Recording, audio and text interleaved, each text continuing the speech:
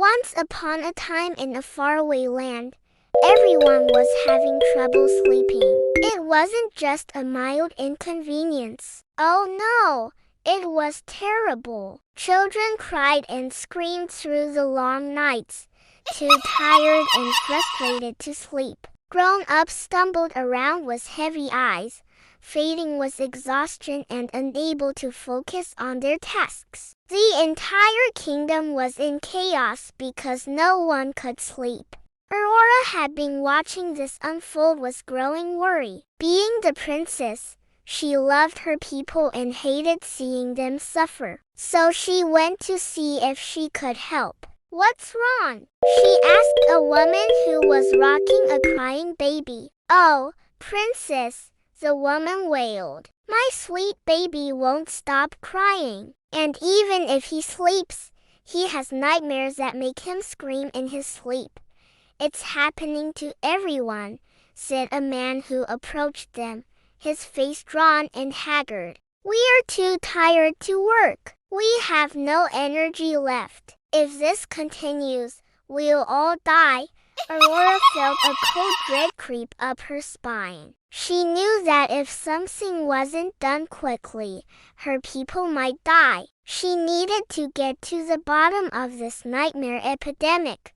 But where to start? Then an idea struck her like a bolt of lightning. She rushed home, threw on a beautiful gown, grabbed her crown, then ran outside to the poppy gate that led to the Dreamrealm. But before she stepped through the gate, she hesitated. This was dangerous. No one should enter the Dreamrealm unless they were trained in the ancient art of dream magic. Even the bravest and most skilled warriors were known to have gone in and never come out. But Aurora had no choice. She had to save her people, even if it meant risking her own life. Taking a deep breath, she stepped through the shimmering portal and found herself in the Dreamrealm. Everything was dark and silent. There wasn't even a breeze to rustle the leaves or the tall grasses. An unsettling quiet hung in the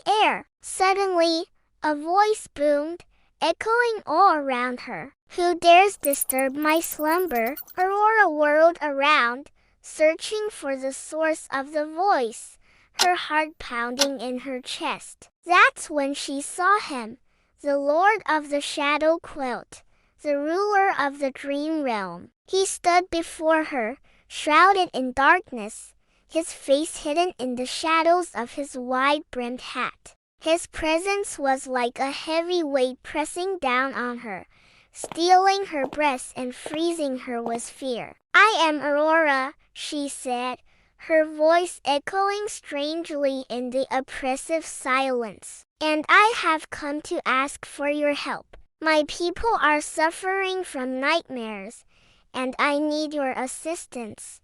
The Lord of the Shadow Quilt let out a low, rumbling laugh that shook the very foundations of the Dreamrealm. "You are but a tiny flickering candle in the vast darkness of the universe," he said, his voice dripping with scorn. "What makes you think I would heed your request? Why should I care about your people or your pathetic little kingdom?" Aurora felt a surge of anger rise within her, hot and fierce. How dare this being mock her and her people so carelessly? She was a princess of a powerful kingdom, and she would not stand to be treated with disrespect. "Because it is my right as princess," she declared, her voice ringing with newfound strength, "to protect and care for my people. And you are the one keeping them from sleeping. You will help me, whether you like it or not."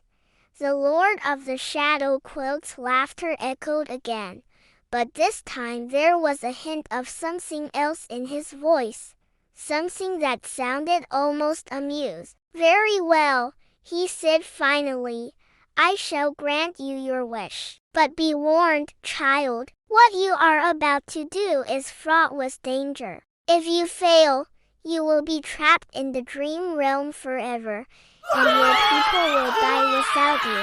was that ominous warning, the Lord of the Shadow Quilt vanished, leaving Aurora alone in the vast, silent realm. She knew that what he had said was true. If she failed, her people would die. But she also knew that she couldn't back down now. She had to be brave and face whatever challenges lay ahead. Taking a deep breath, she steeled herself for what was to come. The Lord of the Shadow Quilt had been vague about how she was supposed to stop the nightmares, but she knew that she had to do something to bring peace back to the dream realm. As she walked, she noticed strange and wondrous things. Talking animals, floating plants, and crystalline waterfalls shimmered in the distance. But none of that mattered. Her people were in danger and she couldn't waste time gawking at the scenery. Then she saw it,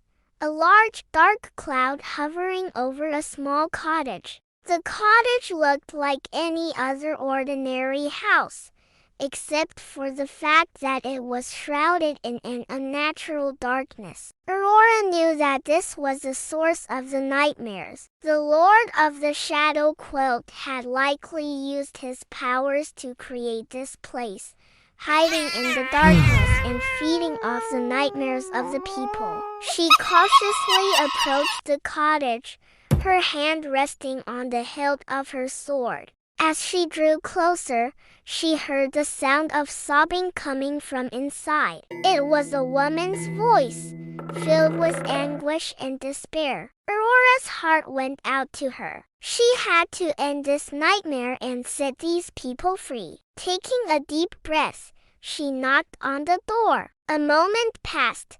Then the door creaked open and the woman appeared. She looked haggard and her eyes were red-rimmed from crying. "Can I help you?" she asked, her voice hoarse and trembling. Aurora could see that the woman was scared, but she knew that she wouldn't be safe until they dealt with the source of the nightmares. "I'm here to end your nightmares," Aurora said kindly. "Please let me help you." The woman looked at her for a moment, then nodded slowly. "Thank you," she whispered, tears streaming down her face. "I don't know what I would do without you." Together, they entered the cottage and Aurora saw the source of the woman's nightmares, a large black sphere floating in the center of the room. It was pulsing with a dark energy that made her skin crawl. Aurora knew that this was it, the thing that had been plaguing her people's dreams. With a determined look, she unsheathed her sword and charged forward. The black sphere lashed out at her with tendrils of darkness, but she dodged them easily. She could feel their icy touch on her skin, and she knew that if they had held on, they would have drained her of all hope and joy. But she was too quick for it. Weaving and bobbing, she danced around the sphere, her sword flashing in the dim light. Finally, she lunged forward and struck a decisive blow. The sphere shattered into a million pieces, and with that, the nightmares ended. But as the last shard of the nightmare faded away, Aurora felt a sudden jolt. The world around her started to spin, and she stumbled, catching herself on a nearby chair. When she looked up, she saw the Lord of the Shadow Quilt standing over her, his face grim. "You have proven yourself to be brave and resourceful," he said, his voice echoing with power, "but your task is not yet finished. The nightmares may be over, but their source remains. To truly restore peace to this realm, you must find the heart of the Shadow Quilt and heal it." He pointed his staff towards a shimmering portal that had opened up behind him. "That portal leads to the very core of the dream realm," he explained, "and within it lies the heart of the Shadow Quilt. But be warned, child, the path ahead is fraught with peril. If you fail, The dream realm will descend into eternal darkness and all hope will be lost.